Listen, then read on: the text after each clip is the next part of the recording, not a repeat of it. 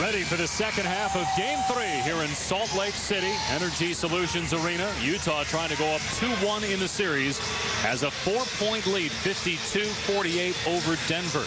Back with Tim Legler. I'm Dave Pash. Well, Tim, Darren Williams in the second quarter took no shots, yet Utah outscored Denver by 10 and shot 70% from the field. Paul Millsap shot 100% from the field. Well, if you'd have told me before the game at halftime, Carlos Boozer, Darren Williams would have 9 points, and Carmelo Anthony and Chauncey Billups 29, I would have said the Utah Jazz are in big trouble, but that's not the case because of the contributions of their role players. Everybody contributed. Take a look at this. Price to Korver to Pasenko for the layup, and then Korver again. The great feed right here, drops it off. Pasenko very productive in limited minutes in the first half, and then Paul Millsap was really the story. Comes off that bench, 9 for 9, 18 points, and he was the guy that the Denver Nuggets just did not have an answer for. Give the role players a lot of credit. They came in there down 11, and they ended up giving them a 4-point lead by the end of the half. You take a look at the production right there. Pasenko starting again for the injured Mehmet Okur, who will not return in the postseason. Meanwhile, Chauncey Billups, an outstanding first half. He told us earlier today he was going to be more aggressive offensively. He was 6 of 8 from the field, 15 points. Melo had 14. He came out from the gate and really went at Darren Williams, went at Ronnie Price, whoever was guarding him. He didn't really get a lot of looks in the second quarter. He got some extended rest. They went with Ty Lawson and J.R. Smith for a while at the guards.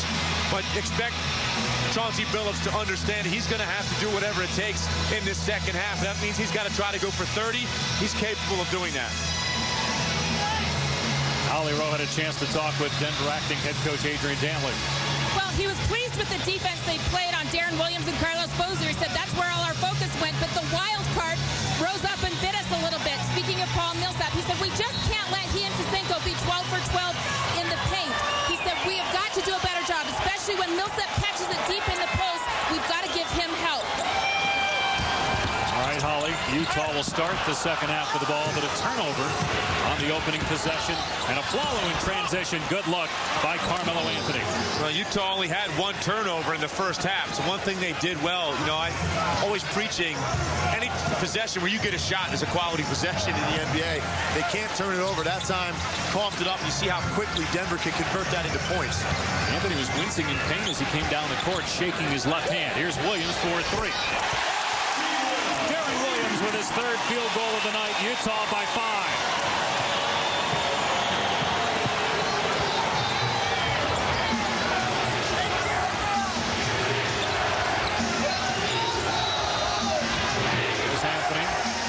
Finds Nene. Billups hanging. With that one. Rebound Miles. Here's Williams. Aflalo picked up 2 quick fouls in that first half. And spent much of the rest of the stanza on the bench with Lawson out there. And Billups playing the 2. There's Boozer on Nene. Good move by Carlos Boozer, but it won't drop in. He loves working along that baseline. It's a great hesitation move. Just couldn't quite get it to drop. He's just 2 of 9 from the field. Came in averaging 19 points per game in the series. Good dig by Miles, tying up Nene. It'll be a jump ball between the 2. It's great defense. Nene and Kenyon Martin, either one of those guys, when they face up and they go to make that move to the basket, once they put it down, neither one of those guys is very good at passing the ball back out once they've started their momentum toward the basket. They're pretty good passers in the low post when a double team comes before they've dribbled, but off the move, not so. And C.J. Miles read that time, got into Nene's driving lane. And Nene with an easy victory there. Shot clock is at 5. Here's Billups off the Nene screen. Kenyon Martin unable to knock down another jump shot. He's just 1 of 7 from the field. Here's Williams. And Matthews. And Boozer to the basket, draws a foul, the first in the quarter on Denver. Very impressed with Wesley Matthews in his first playoff series. He just very aggressive. He said he was nervous up in Denver, but he still came out and tried to play his game. He just didn't shoot the ball very well. But tonight he's really aggressive, seems comfortable and confident. He's giving them that additional scoring threat and a playmaker that they really need to take some of the pressure off of Darren Williams and Carlos Boozer. Kenyon Martin picking up the foul, his 3rd, as Boozer hits the first free throw. It was a great year for Carlos Boozer. He only missed 4 games after missing 45 last year with a left knee injury. He's among the league leaders in rebounding and field goal percentage. In fact, was the #1 shooting forward in the NBA at 56%. Utah by 7 early third quarter. Phillips. Good D by Matthews again. Williams with the blow by. Got it and a foul.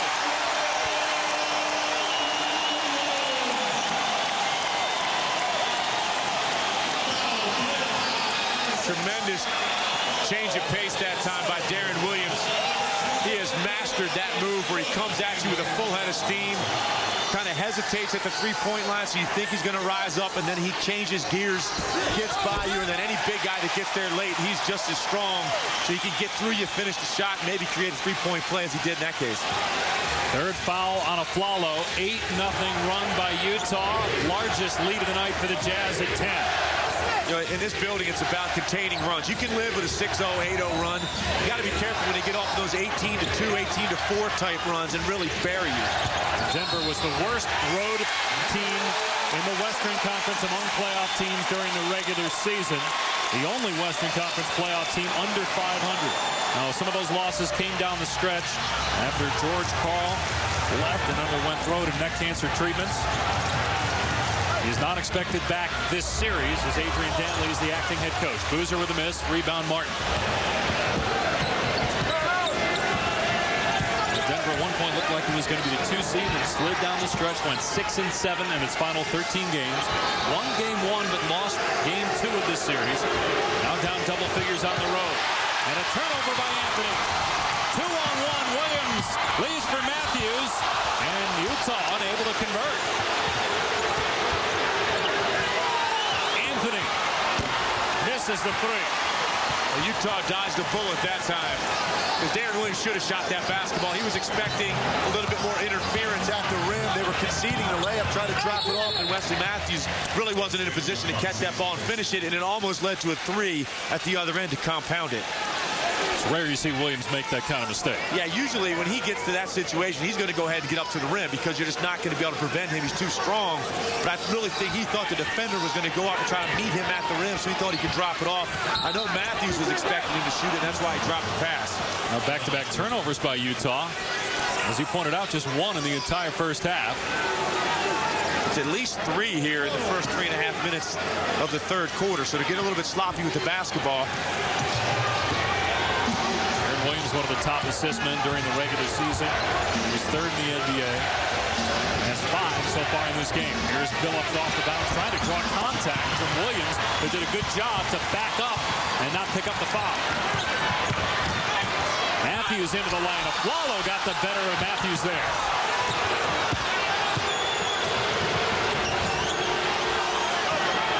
It's been 60-50 for the last couple of minutes. Blocked, but a foul. Matthews on Aflalo. That's 2 on him. I think Matthews got him with the body. Made a great play on the ball up by the backboard. But he got beat on this cut, and he's just trailing the play all the way. You see the contact across the left arm and with the body. That's a good call by the officials. He made a nice play on the basketball, but Aflalo earned those 2 free throws. Just made a very hard direct basket cut. Wes Matthews was caught off guard. Aaron Aflalo coming over from the Pistons for a 2nd-round pick in the offseason. He was the 27th selection in 2007 out of UCLA. Averaging close to 11 points per game here in the postseason. And he gets both free throws to get Denver with an 8. Chauncey Billups, a big reason why Aflalo was here. He recommended Aflalo to Rex Chapman and personnel staff. Boozer with the fall away. Said he learned that from Zydrunas Ilgauskas during his time in Cleveland. Didn't make it there. Well, when a 7'3" guy keeps beating your shot up in practice, you're going to figure out some way to get it over him, and that's where you develop that fadeaway floater. Anthony trying to fight through a double team and a Utah foul. on Miles. Right now, Denver needs to get back to their bread and butter. They haven't had one possession in this quarter where they've come down and given the ball to Carmelo Anthony in his sweet spot. That short ISO off the lane. See if they go to it now to try to get a quality possession, force Utah to make a decision about whether they're going to double team. That's exactly what they're going to go to right now. Anthony's first points of the second half. He's got 16 for the game. That's a smart move by Chauncey Billups and Adrian Dantley to go back to that, settle them down a little bit, make sure you get the quality possession. And now Jerry Sloan's going to have to figure out what he's going to do the next possession if they go back to it. They double Williams, make him give it up. Look at Fasenko taking it to the basket. Don't know if that's what he had in mind, but it's still 2 points.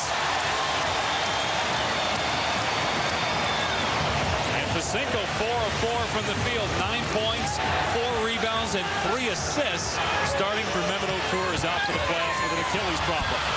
Anthony to the basket, gets it again. Exact same play. Get the ball to Carmelo. Single coverage, he's out the basket. Easy two on the other end. Williams to Miles.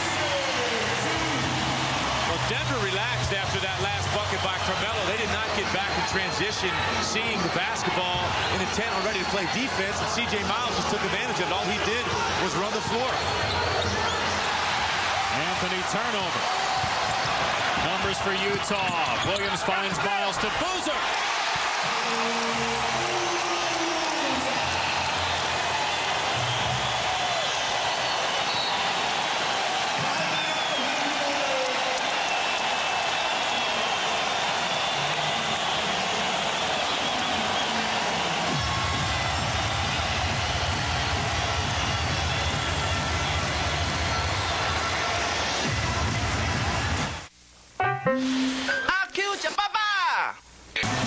Utah was 32-9 at home during the regular season, and here in Game 3 against Denver, the Jazz with a 10-point lead. Look now at our Who's Primed to Perform, brought to you by Gatorade. Award winners from the regular season: Dwight Howard, Defensive Player of the Year; Coach of the Year to Scott Brooks; Most Improved, Aaron Brooks. Any surprises, Lex, in your opinion? Well, Aaron Brooks, to me, is a guy that's already arrived. I think he's already an established upper-tier player in this league. So that surprised me a little bit. Last year, I thought was his coming out party. I thought it maybe a guy like Andrew Bogut or maybe a guy like Joakim Noah. Either one of those guys that went from being really just a kind of a role player to having a much more prominent role on playoff teams. I thought maybe those are two guys deserving of that. That's not a knock on Aaron Brooks. I just think he's already arrived. And I think that's what the most improved player a lot of times goes to, a guy that really wasn't on the scene last year. Now is a prominent player in the league. How about Scott Brooks? Goes from 23 wins to 50. Yes, he's got Kevin Durant, Westbrook, Jeff Green, but still, what an improvement. Could not happen to a nicer, more humble guy in the world than Scotty Brooks. All the best. Congratulations to him. And he's got the Lakers in a tussle with his Oklahoma City team. They're really a great defensive team, and they've got star power with Kevin Durant and Russell Westbrook. Pulling on that on ESPN, Anthony Nung, and they can't tip it in. Rebound Boozer. Denver's got to be careful. Down 10 midway through the third on the road as Williams is fouled. That's 4 on Aflalo. Chauncey Billups a little upset with that. He wasn't involved in the foul, but he's saying, look, I'm getting the exact same type of contact at the other end. I've been driving, getting that shoulder-to-shoulder contact, and he's shooting the fadeaway when he's trying to finish because he's expecting a whistle. Darren Williams has gotten the benefit of those two calls. I like the way that he continues to attack, and you're right. Right now is a critical time. There's 5.5 minutes left in this quarter. Denver's got to be very careful that this does not get away from them right here as they go into the fourth. You know, Denver, people have criticized them in the past for their defense, but last year they were 4th in the NBA in field goal defense. Now they dropped this year to 14th. And obviously they've struggled defensively against Williams and Boozer in the series, but a lot of teams have struggled against Utah's offense. Williams missing 2 there. But last touch by Billups.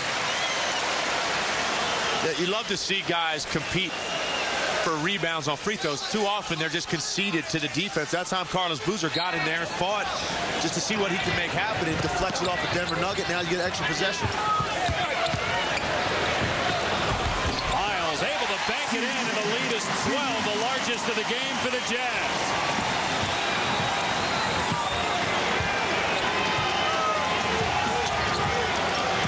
Lawson back on the floor, so Billups moves to the off-guard spot. This lineup had some success in the first half. Shot clock at 5. Billups. Way off from three. That time at the start of the possession, Carmelo Anthony shook his head because he didn't understand why they weren't coming back to him. He was lined up on the right block where he likes the basketball. Instead, they went away from him. He ends up as a decoy in the corner, and he looked kind of frustrated. He wants the basketball right now because he knows they've got to stop this run and get this under control, and he's the best guy to do it right now. Third team foul on Carmelo Anthony. Fourth on the Nuggets here in the quarter. How does Denver stop the bleeding? Because the crowd's into it now. And the unit that gave Utah the most success offensively in the first half is out there right now. The only way you can do it is by stringing together stops. You know, whatever happens offensively, it's one thing. They got enough firepower to get back in the game. You've got to start getting some stops. Utah's getting anything they want over the last 4 or 5 minutes. Everything pretty much been at the rim or an open jump shot. You've got to have better rotation, more energy, get some deflections, and figure out a way to string together 3 or 4 stops so you can come down and cut into this lead. Here's Williams off the inbound pass. It's a 14-point Utah lead. And the one thing Darren Williams has going for him when Ty Lawson is playing him, it's a comfort zone knowing that when he goes up for his jump shot, Ty Lawson cannot get up there and contest it. And that's exactly how Darren Williams shot that jumper. He just knew that was going to be relatively uncontested. Anthony calling for it. Again, a possession without a touch, but Nene fouled on his way through the lane. This is a quick hitter off the out of bounds. You see Darren Williams sets the pick. It's a screen to screener. You know, Ty Lawson's in the picture, but that's not going to bother a guy. That's not really a contested shot, even though he got a hand up. Not going to affect him when he knows he's got a size advantage when he goes up to release that ball. Williams with 8 in the quarter. Here's Anthony. And Carmelo Anthony now with 20 points. It's basic basketball for Denver right now. Just get the ball to Carmelo, let him create something. The double teams come, find shooters. But right now, he's got a little flow going to his game with the one-on-one stuff. Boozer with the spin. Millsap kept it alive, and Anthony gets to it. And Billups taking it in on Korver, draws a foul. 14 foul on Utah. First on Korver. Billups to the line. NBA playoffs continue tomorrow on ESPN. First at 7 Eastern. It's the Hawks and Bucks of Atlanta leading 2-0 over Milwaukee. Then at 9:30, it's Game 4 between the Lakers and Thunder in Oklahoma City. Even the series with LA tomorrow night. And can the Bucks, minus Andrew Bogut, get a win against Atlanta? Scott Skiles certainly a candidate for Coach of the Year, although the other Scott Brooks won the award, but Skiles did a great job in Milwaukee this year. He has done a great job. I mean, rookie point guard. He's improved that team dramatically defensively. They made some midseason moves, bringing in John Salmons, bringing in Jerry Stackhouse. No Andrew Bogut. They're still in the playoffs, but without him, they just don't have enough size up front to contend with all the athleticism that Atlanta brings to the table. Both free throws are good by Billups. He's got 17 points, and it's back to a 10-point deficit for Denver. Williams with a hot hand for the Jazz here in the quarter. Finds Matthews. Buries a three.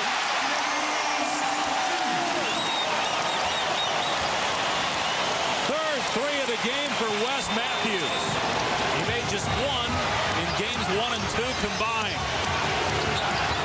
Anthony finds Nene along the baseline. Can't kiss it home with the left hand. Williams fouled by Lawson in the backcourt. Nuggets are in the penalty. So much like Denver needed to get to their bread and butter, Utah goes to their bread and butter. Pick and roll on the side. Boozer and Williams forced Denver to trap and rotate. Invariably, there's going to be a miscommunication, and it's exactly what happened. And Wes Matthews caught that ball and slowed down his release, took his time. It's exactly the way he was warming up before the game. Take your time. Make sure when you're struggling with your jump shot a little bit, take a little extra half count if you've got enough space, and he did, and that time knocked it down. Very under control. He told us before the game how nervous he was. Game 1 and even in Game 2. We're more comfortable back here at home. He's had a good game, as has Darren Williams, especially here in the second half. Well, he said he talked to his mom after those first 2 games, and mom said, listen, don't worry about shooting. Go do some other stuff to help your team win. Eventually, the shot's going to fall.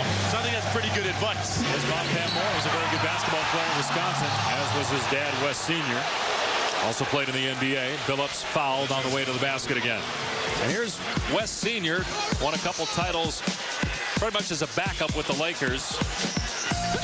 Also spent some time with San Antonio. Solid pro. Solid pro. Very good defensive player. Foul was on Matthews. That's his third. Phillips misses the free throw. 91% free throw shooter. There's Pam Moore, Wes Matthews' mom, who's an All-American in track at Wisconsin. She's in the Hall of Fame there. Also a good basketball player. He says she is the reason he's become such a good player. Well, he's certainly got great genes, but he's got a tremendous work ethic as well. And that's why you end up in the NBA. You don't rely on what mom and dad gave you genetically. You've got to go out there and get in the gym and earn it. And that's exactly what he's done. He's found a little niche here for himself with a very good basketball team. Wiggins missing the three. Important 3 minutes for Denver. Got to close out the quarter on a run as Billups is tripped up. And that'll send Billups to the line. Both teams over the limit. And Chauncey Billups a little shaken up. They get Korver with a foul.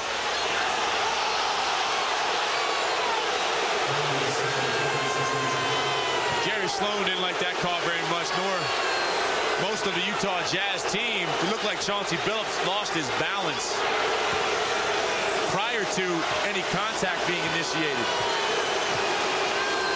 Well, Billups has already missed one free throw tonight.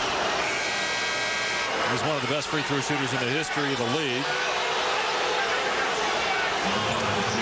Instant offense sometimes, and sometimes missed shots. Comes onto the court, J.R. Smith for Ty Lawson.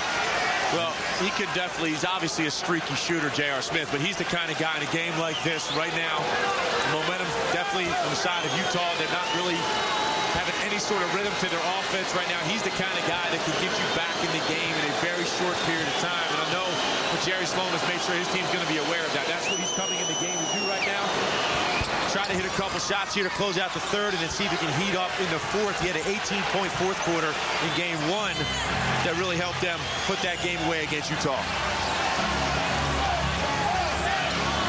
Billups now at 20. He and Anthony both have 20. Nobody else in double figures for Denver. Leading score for Utah's Millsap at 18 points, but he hasn't taken a shot here in the quarter. Boozer starting to get it going now. Finally in double figures with 10 points. Matthews has done a pretty good job defending Carmelo Anthony. Anthony 9 of 17 from the field. Here's Smith on Korver. Smith a step back two. Way off. But Martin there. The time is running down the shot clock. And then Anthony picks up a silly foul. That's 4 on Melo.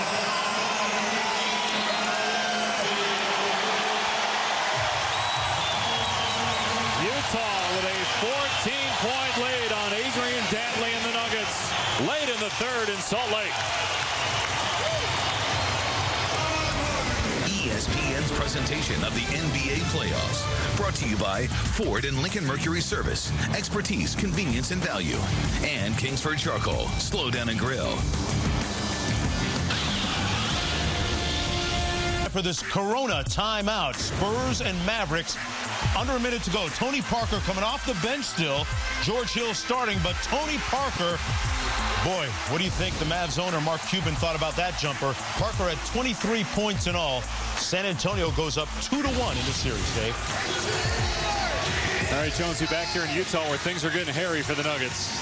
Sorry, Lex. They find themselves down 14 late in the third. There you go. See, that's the Chris Anderson that we love. He's actually got to tone down tonight. Well, I think the one on the left, it's unintentional. Or the one on the right that you just saw there, definitely trying to mimic the Birdman. And they could use his energy, especially in the defensive end, because they've given up 25 points to Utah here in the third, and the Jazz in their last 37 shots are at 68% from the field. Trying to take a 2-1 series lead. Lakers lead their series with Oklahoma City 2-1. Phoenix routed Portland last night. And how about San Antonio now? I know you picked Dallas to win. Do you still like the Mavs in that series? Yeah, I picked them in 7 games, and I still think that Dallas has a great chance to win that series, but they certainly have to win game 4. I don't think they're going to win 3 straight against San Antonio if they fall down 3-1. Right now, San Antonio is just locking them down with championship-style defense, and Dallas isn't responding very well to it. Shot clock inside 5 seconds again for Denver. Smith along 2. No. Utah's taking Denver down late in the shot clock a lot here in the quarter. The problem for Denver is they're taking the ball to the net every time, and they can't get any transition opportunities. They're playing against Utah's half-court defense, which is energized right now. Got to get a stop so you can run, get out in the open floor, get some easy looks. Williams short. Rebound, Millsap.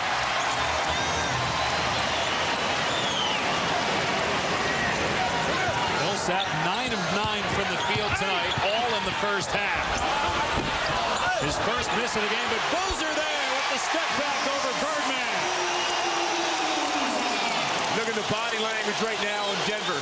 That ball goes in the net, and Kenyon Martin, Carmelo Anthony, Chris Anderson, all of them just start walking up the court. They've got to get their defeated attitude out of their system right now and understand there's plenty of time in this game, but you've got to start stringing together quality possessions at both ends. Anthony called for the offensive foul, and that's 5 on Melo. He fouled out in game 2.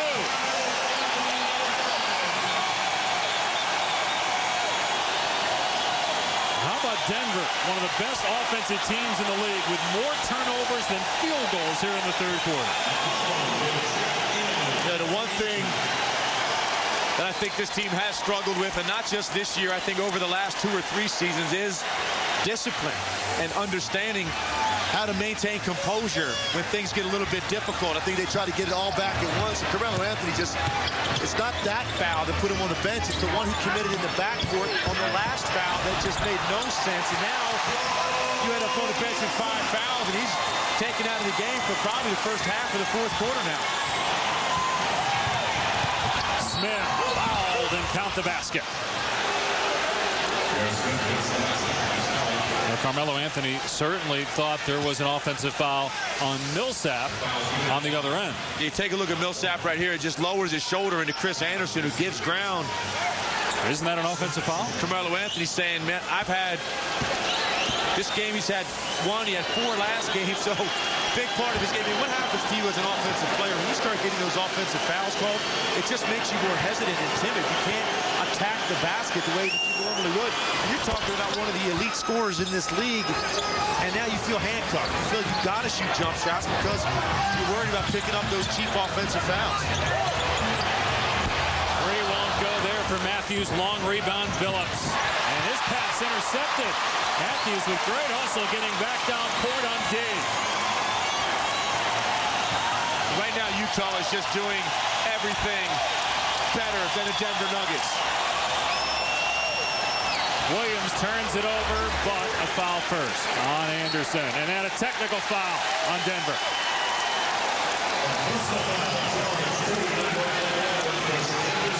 Composure, discipline, poise. Right now, none of those things are being exhibited by the Denver Nuggets. And this game has gotten out of control because of it. You got his leading scorer on the bench with 5 fouls. Now you got Chris Anderson picking up a technical foul. They're turning the basketball over in transition. Tim, we talked about Anderson coming in, maybe giving Denver a spark on defense as Williams goes to the bench. But instead, Utah's extended its lead, and now Anderson picking up the technical foul.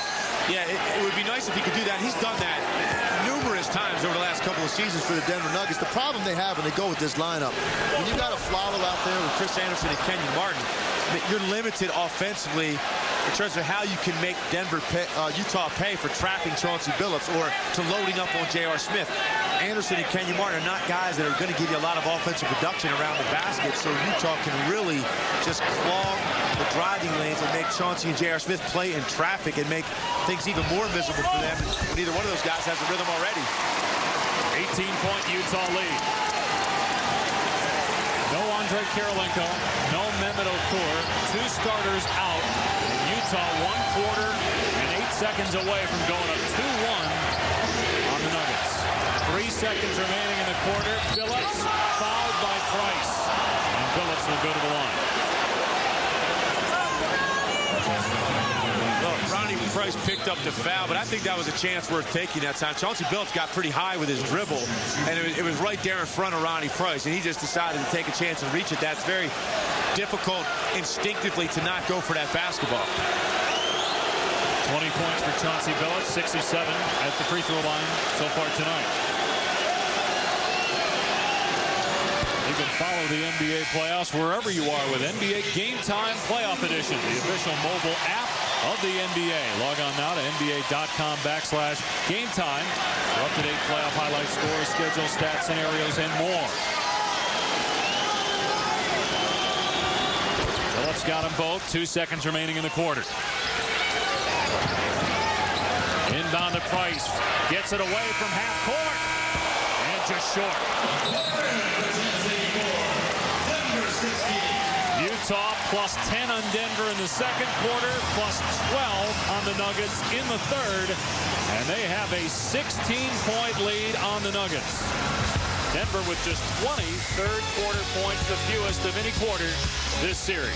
Utah in command, heading to the fourth, trying to go up 2-1 in this best-of-7 first-round playoff series.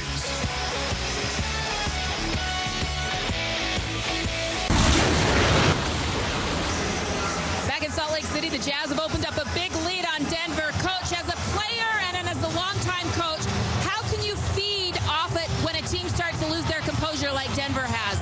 Well, we still want to push the ball up the floor, try to be as aggressive as possible so we can get an easy shot, maybe an early break. Darren's doing a good job pushing the ball for us. If we don't have that, we try to execute. How do you describe the impact your bench has had tonight for this game? Well, they played very well. They didn't make any mistakes, hardly. They didn't turn the basketball over, and that's really a big key to us. Thank you, Coach. Thank you. Utah shooting lights out after 32% shooting in the first quarter. They're now at 50% for the game. Their bench has been outstanding as Smith misses the three and Millsap the rebound. And Denver starting the fourth quarter with Billups and Anthony on the bench, down 16. Are you surprised by that? Well, you have to give Chauncey a little bit of a rest at some point. I think right now Adrian Dantley's going to go with this unit, and this thing's either going to be over where you won't see Chauncey Billups again tonight, or maybe they make a little bit of a run and then Chauncey gets a little bit of a rest so we can finish the game. But Carmelo with 5 fouls, you've got to start him out to start the quarter and see what happens here the first 3-4 minutes. See if these reserves can give him a lift. J.R. Smith just unfortunately cannot get it going at all. He's the key guy right now for the Nuggets. So Anthony and both Aflalo with 5 fouls now, but Aflalo will stay on the court. Shot clock down to 3. Millsap. Beautiful move, and he is 11 of 12 on the night from the field. A playoff career-high 22 points for Millsap. He has just been too quick for Chris Anderson and Kenyon Martin and Nene all night long. Whenever he's had single coverage, he ends up at the rim. There's Smith to Aflalo. Knocks down the 3 from the corner. It's a big shot. And again, when you're trying to come back on the road in the playoffs, it always comes back to the same thing, and that is you've got to get some stops, secure some defensive rebounds. Even if you don't get transition, you at least have to stop taking the ball out of the net. Miles off the screen into the lane, hangs but can't finish. And Pacinko with the offensive rebound, can't put it back. Millsap got to it. Pacinko missing again, and then off his knee out of bounds. And now Chauncey Billups back on the court, 90 seconds into the fourth. That's about the first thing all night that hasn't gone right for Pacinko or Millsap. Everything they've done has turned to gold. That time Pacinko had a couple of opportunities, couldn't get him to drop. Now Denver's got to make him pay. Yeah, between the two of them, they've got 3 combined misses, and 2 of them were on that possession as Anderson is fouled. First time Utah in the quarter. Give Millsap just his second personal foul. But that's the kind of foul you want to take. I mean, he made sure Chris Anderson was not going to get his arms up where he could get that ball anywhere near the rim and potentially have a 3-point play. Now he's got to go to the line and earn a couple. And Williams and Boozer back out there for the Jazz. Yeah, Jerry Sloan is sitting there saying, okay, 14, 13 maybe after this foul shot. I'm not taking any chances as this thing gets down to single digits, and now Chauncey Billups and Carmelo come back in the game maybe to make a run. He wants to get his 2 stars back in the game right now to try to take control. Anderson got them both. Still a ton of time left. And again, Denver, one of the highest scoring teams in the NBA, but so is Utah. So to your point, Nuggets have to continue to get stops. Down 13, Boozer. Falling away over Nene. Rebound Smith.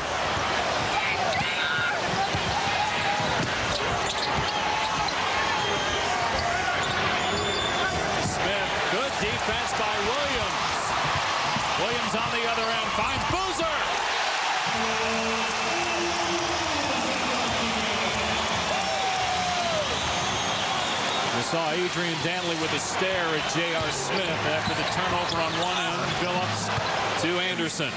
Yeah, well, J.R. Smith was just sloppy with the basketball last time, just playing with it, loses it, and gives up a layup in transition to the Jazz, but they come right back. Nice execution on the pick and roll for Chris Anderson. Here's Korver off the screen. Rarely does he miss when he's got that much room. Well, and the 2 times in the first half that Denver jumped out on him, the big guy, to keep him from getting that jump shot, he just dumped it down at Pasenko for a couple of easy layups. That time they decided to trail him, and he got a wide open jump shot. One of the better shooters we have in this league coming off down screens. Williams an open 3. Makes it in!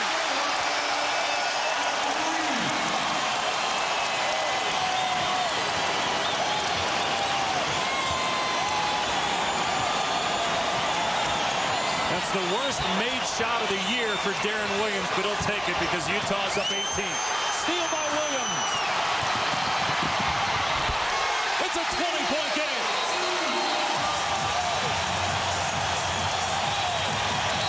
Carmelo's ready to check back in, but it might be too late for Denver.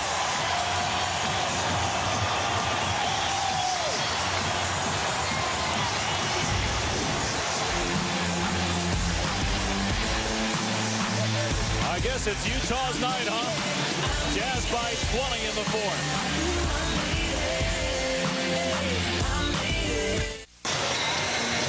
Utah trying to go up 2-1 in the series on Denver, leading by 20 here in the 4th as we look at our Shrek the Final Chapter 3D storyline. Carmelo Anthony with 20 points, but foul trouble for the 2nd straight game. He fouled out late in game 2. Been on the bench here in the 4th quarter because he's got 5 fouls here in game 3. Paul Millsap has missed 1 shot the entire game, and that wasn't it. 12 rebounds as well for Millsap as Utah has outscored Denver by 16 here in the 2nd half. Darren Williams is heated up. He's got 20 points now at just 5 at the break. Carlos Boozer has 15 points now. He had 4 at halftime. Lawson for 3. Anderson gets the rebound. Here's Anthony. And Millsap for the rebound. 13th rebound, and he has just eaten up anything that's come his way on both glasses.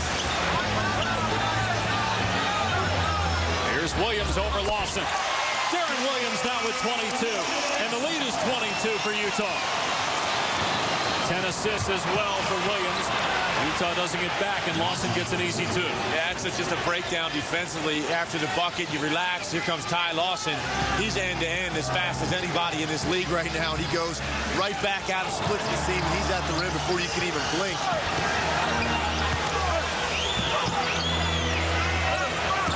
Korver got Anderson up in the air. Shot clock at 3. Here's Miles. His 3 blocked by Anthony, and a shot clock violation.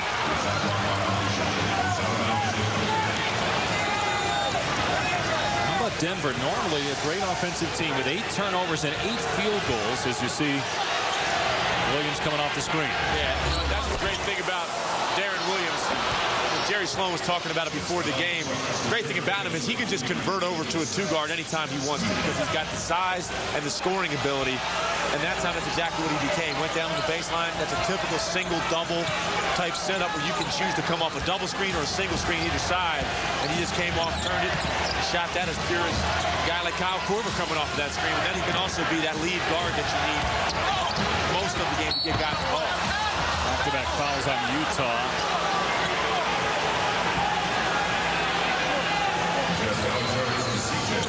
We get C.J. Miles for his 4th foul. Williams picked up the other one. Scott Foster says a non-shooting foul. Wes Matthews back on the floor. If you look at this roster for Utah, Kirilenko out with a calf. Okur out since game 1 with a ruptured Achilles. Kirilenko said he could come back if the series goes 6 or 7. The way Utah's playing tonight may not get that far, but you got Matthews, undrafted, Millsap a 2nd rounder, Miles a 2nd rounder. Millsap a second rounder as Anthony misses. Yet Utah's blowing out a very good offensive team. It's just energy and effort and execution. I mean, that's what it comes down to with this group. Everybody knows their role in this team. They have great chemistry. They might be the best passing team in the entire NBA. Everyone touches the ball. It changes sides of the floor. And guys are comfortable that they can come in and play their game and contribute. Nima Boozer is a star. He was a second rounder. Of course, it helps when you have Darren Williams as the orchestrator of your offense. Williams was the third pick in 2005, and a lot of people thought he was the best point guard in the NBA during the regular season. And he appears here in the postseason to be the best in the NBA. Well, for me, Dave, he's at the top of the list. I've thought it for a couple of years. I think Darren Williams is the best point guard in the NBA because of the combination of his lead guard ability, but then his size and ability to take over a game from a scoring standpoint if he has to. Another conversation, the argument's always out there about Darren Williams or Chris Paul. To me, that's the one thing that separates them. He can take over a game because of his size and ability to finish in the paint as a scorer if his team needs him to do that. It's a little bit more difficult for Chris Paul at his size. Awesome, nice move, but he couldn't finish. But 6-1, half dozen the other. You can't go wrong with either guy. Hard to gauge Paul with the injuries this year, and also not a very good season. A coaching change there in New Orleans. Williams, great look to Boozer. And a Denver foul. 13 foul on the Nuggets.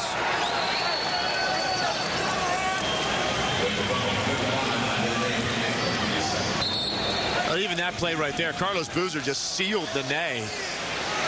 And Nene really didn't fight to get around him. And Carlos Boozer held that position for a couple of seconds. And finally, Darren Williams said, okay, if you're not going to fight him, I'll deliver the basketball to him. They called it on the floor, though, so Utah takes it out on the side. Miles down the lane, wild shot, but another Denver foul. Utah's attempted 21 free throws, but that's nothing compared to game 2. They shot 47. Denver attempted 44 in game 2. And Miles looking to get Utah into triple digits. Coming up on TNT tomorrow. It all starts with Orlando and Charlotte at 2 Eastern, followed by Phoenix and Portland. Then ABC Sunday, Boston looks to close out the Heat, followed by Cleveland and Chicago. Can the Bulls tie the series at 2 games apiece? NBA TV Monday, Atlanta and Milwaukee. A lot of people thought Charlotte might be able to challenge Orlando, maybe win a couple games in that series. Magic has looked pretty good, though. Steven Jackson not 100%. Yeah, you know, you got to give them the benefit of the doubt right now. They haven't even played a home game in the series. Let's see how they can compete. They've been very tough at home, and they've actually played the top teams in Eastern Conference very well this year. So I think they're going to rise to the challenge and give Orlando all they can handle in that third game. Timeout on the court. It's all Utah. 100-77. ESPN's presentation of the NBA playoffs. Brought to you by Frost Brewed Coors Light, the world's most refreshing beer. And Lotrimin Ultra, the killer cure. 100-77 midway through the 4th. Nuggets acting head coach Adrian Dantley is featured in tonight's Cooler Talk presented by Gatorade. He averaged 29.6 points in a Jazz uniform over 7 years. Still a record. Welcome, Adrian Dantley. Dantley, one of the greatest Jazz players in history, led the NBA in scoring twice as a forward with Utah from 1979 to 1986. He's the acting head coach with George Karl, still recovering from throat and neck cancer treatments. It has not been the homecoming that Dantley envisioned tonight, but still an opportunity to even the series on Sunday in Game 4. Well, he was a scoring machine as a player, and now he gets to coach one in Carmelo Anthony. And I think he's doing about all he can with this team. It's a difficult situation. You're talking about a team that felt like they were a championship caliber team this year right now, and now they're dealing with this with George Karl.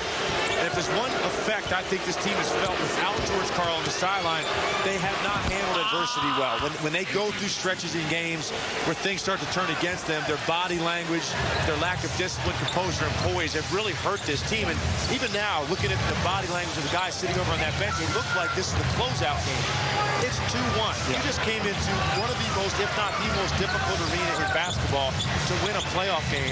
And Utah came out with a lot of energy. You've got to understand, you've got to come back refocus and come back in game 4 and understand you can get home court advantage back in one night. But I don't like the way that this team looks right now, and we'll have to see how they respond to this. Can they come back and come up with the effort they need to get this series even? We certainly send our best wishes out to George Karl, and Holly Rowe has more on him. Well, the Denver Nuggets got some great inspiration when Coach Karl was actually well enough to come to a practice day before yesterday. He came in just for a few minutes, didn't talk long, didn't talk much, but Chauncey Billups said it was very inspirational to see him, just to know that he's trying to get back and that his heart is with this team.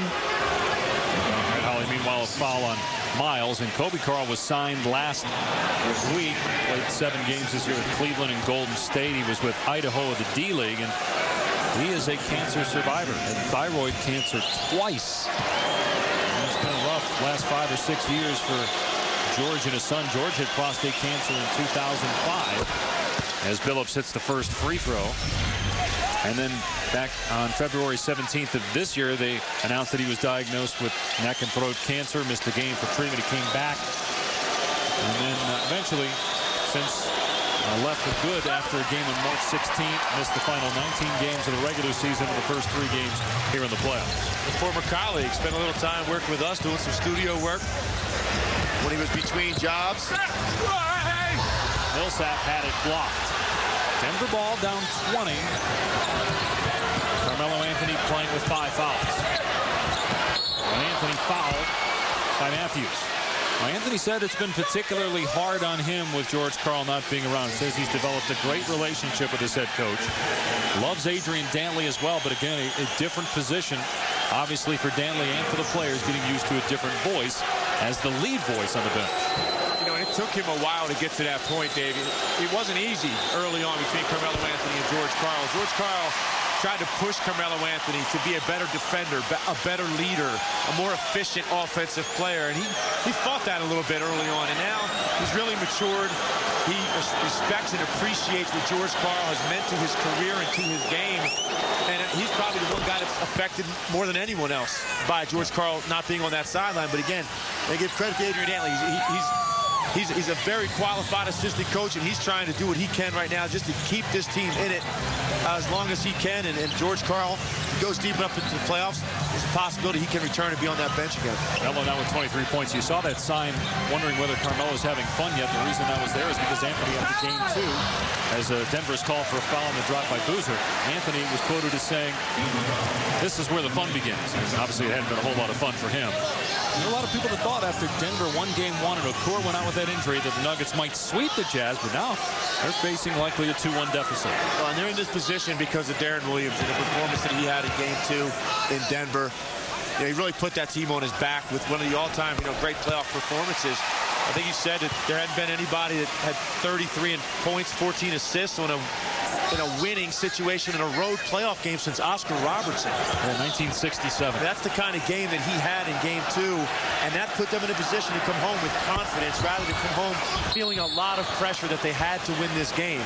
And so you can thank Darren Williams for doing that and giving his team a chance now to take control of this series tonight, 2-1, and they can hold home court in game 4. They can really come very close putting a stranglehold on the Denver Nuggets and see how Denver responds to that. Well, so far tonight, Williams with 22 points, 10 assists. Anderson at the free throw line as Utah is over the foul limit after Boozer picked up the personal. Anderson missing the first.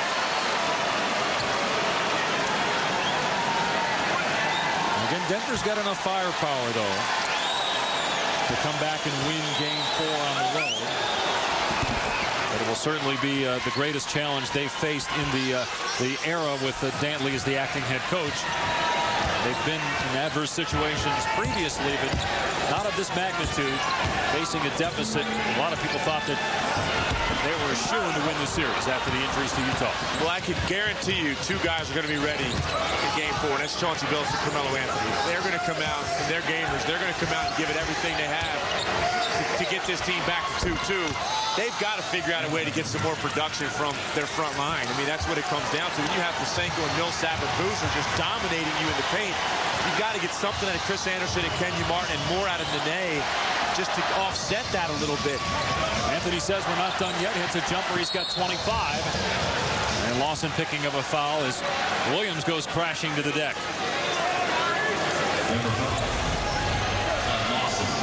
Not much offensively out of Nene, and Martin, remember, Nene was very active in the first few minutes of the game. We haven't heard a lot from him since, though. He touched the ball 4 in the first 5 possessions, and you look, he's only got 7 points, 3 minutes left to go in the game. Kenyon Martin, nice job rebounding the basketball, but you have to make teams pay sometimes for loading up on your star. I mean, they're overloading to Carmelo's side. They're trying to get in Chauncey Billups' driving lanes. If that's the case, there are pockets around the rim that you've got to figure out a way to get to and make them pay for double teaming guys, and they just haven't done that at all tonight with their front line, and it just puts so much pressure on Chauncey and Carmelo. But really, to me, the bigger story tonight was about the defense of the Denver Nuggets and their inability really to do anything to contain Paul Millsap, Darren Williams, Boozer. All of these guys have had their way. 24 points now for Williams. The lead back to 19 for Utah. Billups hits. He's got 25.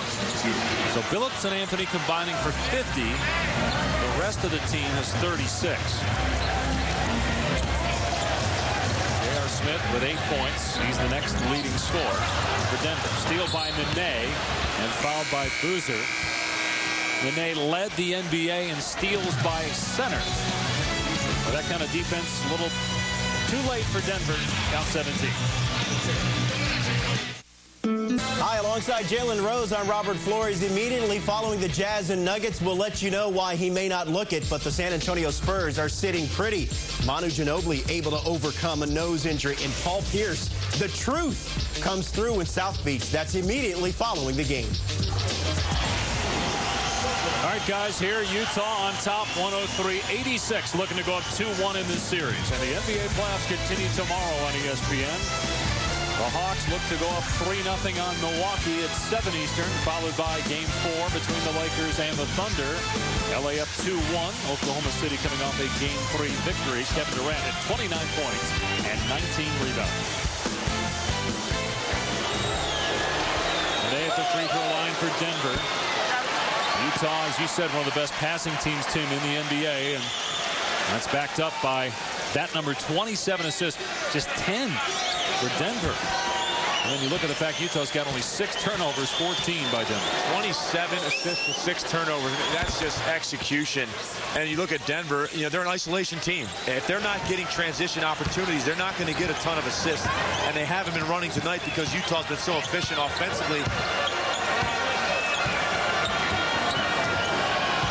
16-point game, 2:40 on the clock. Boozer got inside of Nene. He picks up the foul, and Boozer will go to the free throw line. 4 on Nene.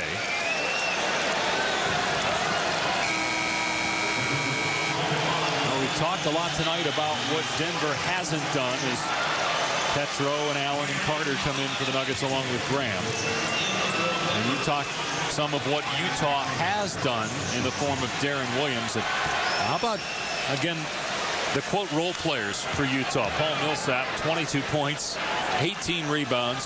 Korver with 8 points off the bench. They got good minutes from Ronnie Price, even though he didn't score. The 14 out of Wes Matthews, 10 points out of Miles. You know, everybody contributing. Pasenko gave him great minutes because, but you really, you know, any offense you get out of Pasenko is a bonus. He's 4 for 6 from the field, 9 points, gave you 5 rebounds and activity. And he made you pay. The same thing that I was talking about the Denver Nuggets front line did not do. That's what Pasenko did. Made him pay for double teaming Boozer and Williams in that pick and roll situation. 19 rebounds now for Millsap after getting that missed free throw. Petro knocked it out of bounds. 6 to shoot for Utah. 25 points for Chauncey Billups, but his night is done. He told us earlier today he was going to be more aggressive, and he was. But not enough. Neither was Anthony's 25. Boozer is fouled by Petro. If Paul Millsap was the story in this one. Jazz fell behind early, and he came off the bench along with Korver, and they really just ignited the crowd. And Paul Millsap, 9 for 9, 8 in a row in the second quarter, and he just attacked anybody that was in front of him. 18 rebounds as well, and as he comes out of the game, he gets a well-deserved standing ovation because I felt he was the difference in this game, digging the Jazz out of that hole early, and they never looked back once his energy got that team to lead. Well, Boozer was really struggling earlier in the game offensively. And Millsap came in and stepped up. And when they went to that small lineup and kept Millsap and Boozer out there together, Millsap really excelled. Utah Jazz, of all the 16 teams in the postseason through the first couple of games, they lead all playoff teams in bench scoring. And you saw it again tonight. That's why now, granted, they do have, in my mind, a starter in Paul Millsap coming off your bench. But that's his role. And what a luxury Jerry Sloan has to have a guy like that come in and really lift your team. Grant misses a three. And with Millsap getting 19 rebounds, he ties Kevin Durant for the most in a single game so far in the playoffs. Durant putting that up in Game 3 and the Thunder's win over the Lakers last night in New York City. Game 4 tomorrow night on ESPN. Petro swats Koufis' shot out of play. Jacinko back on the floor. Jeffers will enter the game. Boozer to the bench. 18 points, just 6 of 18 from the field for Carlos Boozer, yet Utah is going to win. It's domination on the part of the Utah Jazz front line. You look at between Millsap, Boozer, Jacinko, 49 points they gave him up front. You look at Kenyon Martin and Nene and Chris Anderson combined for 15. I mean, that's really where this game was won, down inside the paint. Missed by Gaines, and Matthews still hustling. Gets to the loose ball in the backcourt. The biggest thing that has to change for Denver in order to win Game 4 on the road? I think the biggest thing is they've got to be much more aggressive and active on the glass and defensively in the paint and just offer more resistance. The Utah Jazz got to the rim when they wanted to, and they didn't answer the punch that Utah threw at them in the second quarter. You've got to understand, in this building, the Utah Jazz are going to have 2 or 3 runs a game that can just knock the wind out of you that you can't recover from. You've got to withstand it. Keep those runs to a maybe 6 or 8 point deficit during that stretch and not let it become a 14, 16 point run, and you've got a chance, and then respond and execute offensively. So they've got a lot of things to clean up. This team's averaging 118 points a game in the first 2 games, and now here they are with 87 with a minute left. Graham puts it in, and a foul. Well, Denver led 27-16. And remember, Utah got a couple baskets late in the first quarter, including a Wes Matthews 3 with 1/10 of a second left. And that shifted momentum. Utah carried that into the second quarter, ended up with a 4-point lead at the half, led 84-68 after 3, and get a win going away here in the fourth.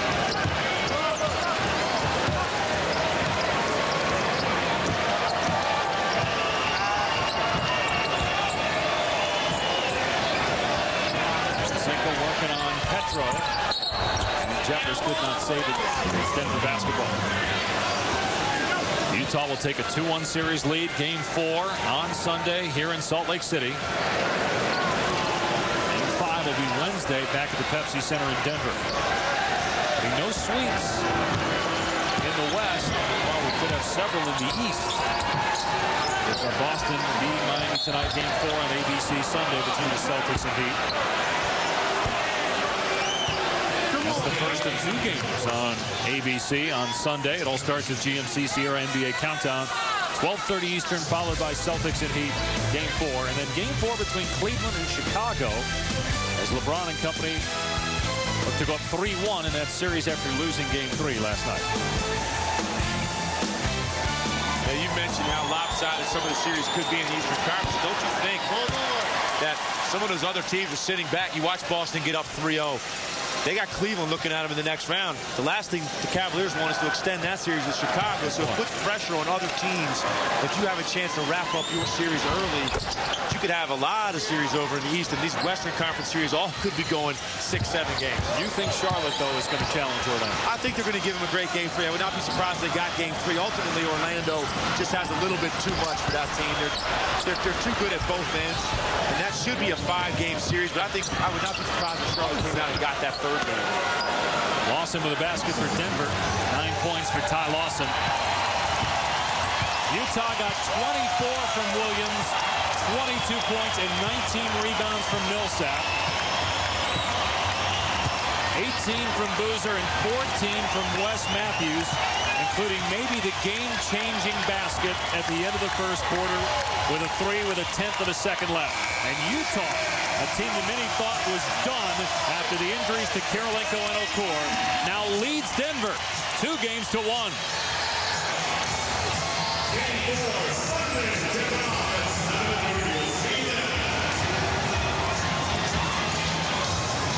Billups and Anthony with 25 apiece for Denver. The Nuggets really struggled in the second half offensively. Darren Williams did not. He really took off in the second half, and he's standing by with Holly Rowe. Well, it was a close game at halftime. What changed for you guys in the second half? Better defense. We executed a lot better. Played Jazz basketball. What did you think of Paul Millsap's performance off the bench? He carried us in the first half. You know, he kept us in the game with his scoring, with his rebounding. You know, he didn't score much in that second half, but he still made his presence felt with his defense and his rebounding. You know, definitely to start this game. You guys held them double digits under their season high tonight. What do you guys have to do in the next game defensively? Same thing. You know, just try to get stops. Try to make things as tough as possible for Melo. You know, make him work for his baskets. Thank you. Thank you. All right, Holly, well, the confetti is flying here in Salt Lake City, but there's still 2 more wins to go for Utah. At Game 4, Sunday, Denver, you would think, would be ready. That game on TNT Sunday night. Phoenix, Portland, Game 4 of that series tomorrow. The Suns routed the Blazers in Game 3. San Antonio and Dallas, the Spurs up 2-1. A game on ESPN earlier tonight. San Antonio beating the Mavs. Oklahoma City and the Lakers, Game 4 tomorrow night, 9:30 Eastern. 105-93 the final tonight. Great night for Williams. 24 points, 10 assists as Utah now leads the series 2-1. NBA Fast Break is coming up next. This has been a presentation of ESPN, the worldwide leader in sports. For Tim Legler, Holly Rowe, and our entire crew, I'm Dave Pasch. So long from Salt Lake City. 2-1. Jazz lead the Nuggets in this best-of-7 first-round series.